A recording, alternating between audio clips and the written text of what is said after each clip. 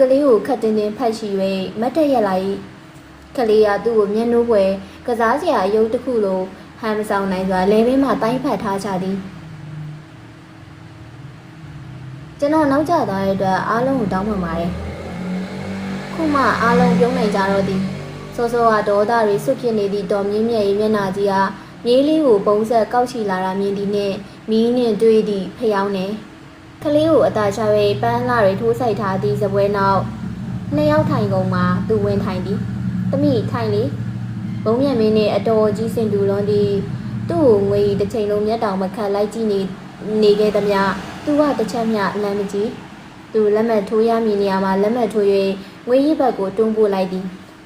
အားလုံးမျက်နှာတွေကပြုံးပျော်နေကြသလောက်သူတို့သားသမီးမျက်နှာတွေကတီတီတင်းတင်းမင်္ဂလာစကားပြောကြတဲ့လူကြီးတွေစုရီပြီး၍မဆဲနိုင်သောလက်ခုပ်တံတွေအားလုံးကတာဝန်ကျေစွာပြီးဆုံးသွားသည်ကဲမင်းတို့နှစ်ယောက်ဟောဒီမင်္ဂလာဆန်အိမ်လေးမှာပဲတေးတပံတက်သက်ဆုံးပေါင်းတင်နေထိုင်သွားကြဖို့ဘဘတို့ကမှားခြင်းနဲ့ဟုတ်ကဲ့မဆိုကြပဲတိတ်ဆိတ်စွာခေါင်းငုံနေကြသောနှစ်ယောက်ကိုတော်မြင့်မြတ်၏အကဲခံနေသည်အေးဘောလူလေးတို့တယောက်ကိုတယောက်မမြင်မတိကြပဲလက်ထပ်လိုက်ရတော့လောလောဆယ်အနေခတ်ကြမှာပဲဒါပေမဲ့ကို့အကြောင်းနဲ့ကိုအားလုံးကရင်းနှီးပြီးသားတွေပါပြောပြီးဆိုဖာပေါ်မှာအိပ်ပျော်နေသည့်မိကိုတစ်ချက်ငုံနှမ်းလိုက်သည်ကလေးကိုတော့ဂယုစိုက်ကြပါကလေးရဲ့စိတ်ထဲမှာထိခိုက်နှောက်ချက်သွားစေနိုင်တဲ့ဘာလို့ရဲ့ဘာစကားမျိုးမှမပြောမိမလုံးမိကြဘူးလေဘဘမှားခြင်းနဲ့မမကလေးသွားတိတ်ပေးရမလားယင်နူနူကကလေးကိုကောက်ချီဖို့ပြင်တော့ဟေးထားလိုက်သူအပေါ်အင်းကြီးကိုချွတ်ပစ်လိုက်ကကလေးကိုညင်သာစွာပွေသည်ပြီးတော့အခန်းထဲမှာသားလေးအတွက်တိတန့်ပြင်ပေးထားသည့်ကလကာရဲ့တစ်ဖက်ကကတင်ပေါ်အသာချသိအနားမှာကတ်လိုက်လာသည့်ငွေကြီးကိုနင်းနေမှငဲ့မကြည့်ပဲပြန်ထွက်သွား၏သူဟာသူရေရှိုးခန်းရှာကရေရှိုးသည်တိတ်မကြဝေါ်ကနေထွက်ခွာသွားသည့်ဆိုင်ကဲတန်ကိုကြားလိုက်ရသည်ငွေတပြင်းရှာ၍ဆိုဖာပေါ်မှာအယုတ်ကျိုးပြတ်ထိုင်ချလိုက်သည်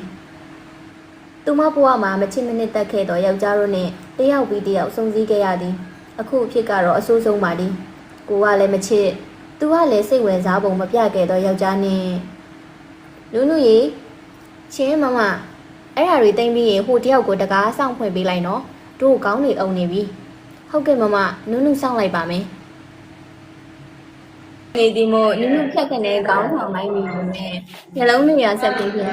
ဟေးဘာကောင်းနေရလဲဟိုတယောက်ပဲမှလဲသွားခေါ်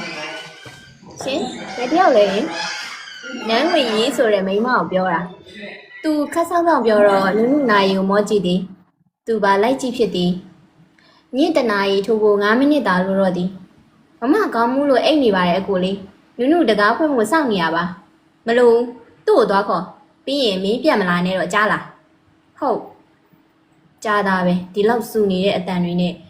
ဘသူကအိတ်နေနိုင်ပါလဲနူးနူးဝင်လာတော့ငွေကြီးတကားဝမှာရက်နေပြီးမမဟိုတို့ကြားတယ်နူးနူးသွားအိတ်လိုက်တော့ဟုတ်ကဲ့နူးနူးဝမ်းသာအားရထွက်သွားချသည်တကားရဲ့အပြင်မှာကြိတ်ကန်ကန်ပုံစံနဲ့ရက်လျက်ငွေကြီးထွက်လာတာကိုစူးစူးဆက်ဆက်ကြည့်နေသည့်ပုံစံကပြည်လဲဖို့မရှိမှန်တကားတစ်ထက်ကိုဖွင့်ပြီးပါကြတကားကိုငွေကြီးတုံးဖွင့်ပေးသည့်အထိရက်ဆောင်နေသည်သူဝင်လာပြီးဖက်နှက်ချွတ်နေတော့ငွေကြီးတကားတွေပြန်ပေးတော့ခတ်လိုက်သည်ပြီးတော့သပင်ရှည်တွေလှုပ်ခါသွားတဲ့အထိဖြက်ခနဲ့ပြန်လှည့်၍အိမ်ထဲဝင်၏ဟာမင်းဘလို့မိန်းမလဲငွေကြီးမျက်နှာတင်းတင်းနဲ့ပြန်လှည့်ကြည့်၏ဘာလဲယောက်ျားပြန်လာရင်ဘာလုပ်ရမယ်ဆိုတာမင်းမသိဘူးလားမသိဘူးသူများအဲ့ချိန်ကျမှဘယ်ကထပြန်လာမှန်းမသိရဲ့ယောက်ျားတယောက်ကိုငုံတုတ်ထိုင်ဆောင်ပြီးအကျဉ်းသာပြနေရလောက်အောင်ကျမမကြောက်ဘူးဘာသူအံ့ဩတယ်လို့ငွေကြီးရှိမှထိုက်ရက်လိုက်ပြီးမှခေါင်းမိုး၍ခက်အုပ်အုပ်ရဲသည်